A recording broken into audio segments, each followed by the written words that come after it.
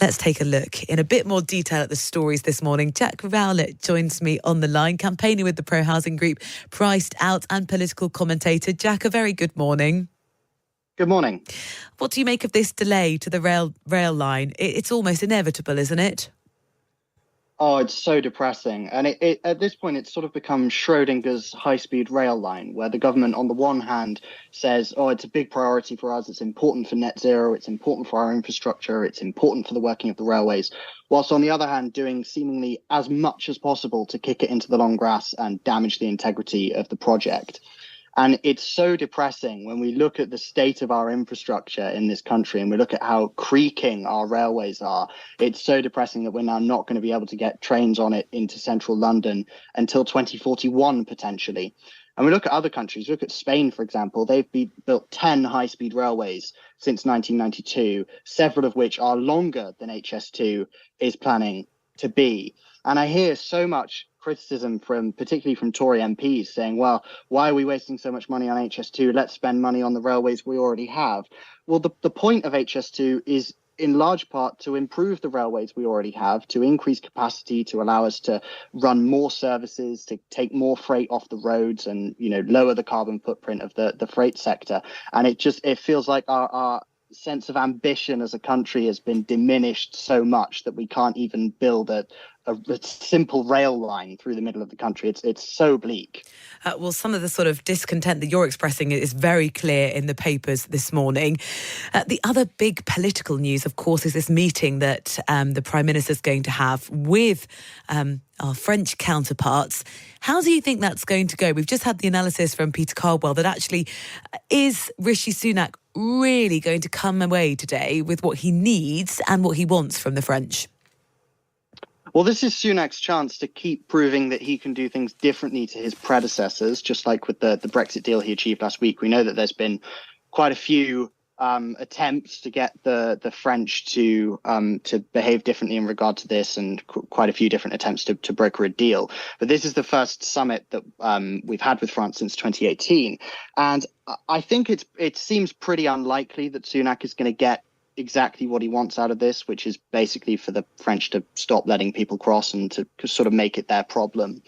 But I think it's an important sign of the sort of changing of the times, really, that Sunak is prepared to have that summit. He is sort of more invested in diplomacy with Europe. It's a real change in approach compared to his predecessors. And maybe, just maybe, I didn't expect him to achieve anything with the Brexit deal, so maybe he'll be able to get a breakthrough here. I know the Home Office think that if the French can reach a sort of interception rate of about 70% or 75%, then these channel crossings will no longer be profitable for people smugglers, and that will dramatically reduce the rate of people crossing the channel illegally. But I think it's really important that Europe comes together on this. Britain, France, Italy, Greece, lots of countries, because it's not just Britain that's suffering with this, and lots of countries across Europe, rather than collaborating together, are sort of turning their backs on each other, blaming each other for the problem. And actually, it's these sorts of summits and this sort of cooperation that we do need to see. Even if nothing comes of this one, it's a start. Yeah, and how well will they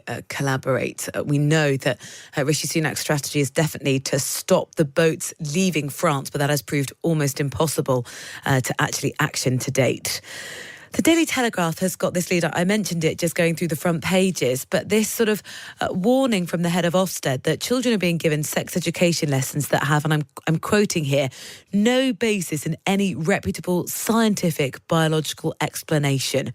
What are some of the concerns, Jack, and do you think they're legitimate? Yeah, so some of these concerns are around children being taught that there are 100 genders is one example, and another is sort of being asked how they feel about various explicit sexual practices. Children as young as 12 being asked those sorts of questions. I think the part of the problem here is that the Department for Education has given a minimum standard of what needs to be achieved in sexual education, but they haven't set a maximum. So schools are sort of unclear as to exactly what they need to teach. And because it's become so politicized, there'll be some people that will tell you until they're red in the face that there are only two genders and that's it. But there are other people who are absolutely wedded to the idea that there are thousands upon thousands of different genders. It's so hard for schools get this right. And equally, because children are being exposed to really graphic sexual content on the internet as well, there is an argument that you could say, well, it's better for children to be learning about those things in school than, in porn, for example. But I think really the government needs to take responsibility. The Department for Education needs to set clearer guidance about what schools should be teaching. And I think it sits very uncomfortably with me, some of the stuff that I've read in the Telegraph this morning about what children as young as 12 are being taught by their teachers. That's the thing. Without really clear curriculum guidelines, there is this sort of grey area for schools for pupils as young as those in year 7 and year 8. Yeah, no, exactly. And I think also there's the problem of parents being in the dark about what their children are being taught as well. And that's something that several Tory MPs have raised over the past couple of days, is they want schools to be more proactive about collaborating with parents on the issue of sex education, so that parents are clear about what their children are being taught, and so they can have those conversations with their children as well. What's next for Gary Lineker, do you reckon? Because some of the papers are saying game on for match of the day, insists Lineker. He's said it's been an interesting couple of days, happy that this ridiculously out of proportion story seems to be abating, and I'm very much looking forward to presenting match of the day on Saturday. Should he be there? Well, I think he should, because he's a sports presenter, he's not a news presenter, and he made the comment he made on Twitter, not on the BBC's time. But I don't think this situation reflects particularly well on anyone. I don't think it reflects well on Lineker, because as much as I disagree with the government's immigration policy, the comparison is ridiculous and it diminishes the horror that the Holocaust was. And I think it reflects really badly on a lot of the Conservative MPs who are criticising him as well, because most of them claim to stand for free speech. And if you stand for free speech, you have to stand for the free speech of those you disagree with, as well as those you agree with. So I hope that he stays in his role, because I don't think there should be a conflict here, really, as much as I disagree with what he said. But if nothing else, this has provided the papers with a really great opportunity to provide a load of football-related puns in the headlines over the past couple of days. That's true, but why has this story, do you think, captivated so much time, attention and column space?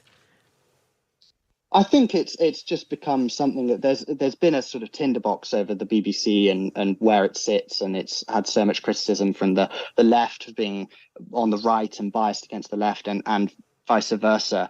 And I think, there are several senior figures at the BBC who, have quite clear political opinions outside of their job at the BBC. And there's a sense of paranoia, I think. Everyone in politics is really paranoid about how the BBC operates and whether it's biased against them. And they need to put things into perspective. And actually, I think it's very different if someone on the news team is presenting a really biased opinion, but he's a sports presenter. He's only concerned with football. It's a point that was made sort of yesterday as well. Just finally, Jack, Brits apparently are too grotty for Lanzarote. I'm looking in the inside pages of the Times, and the Spanish island is planning to limit arrivals from the UK and woo higher quality Germans. What have we done wrong? Why aren't we welcome?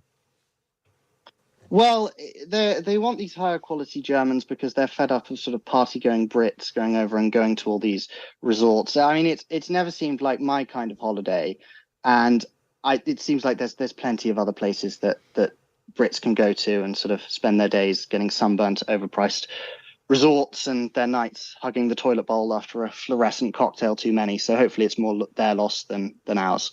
It sounds like you think Lanzarote is the thing that's too grotty, not the tourists turning up.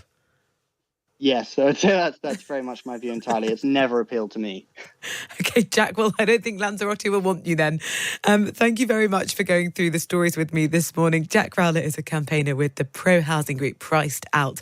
Really appreciate your time, Jack. Thank you.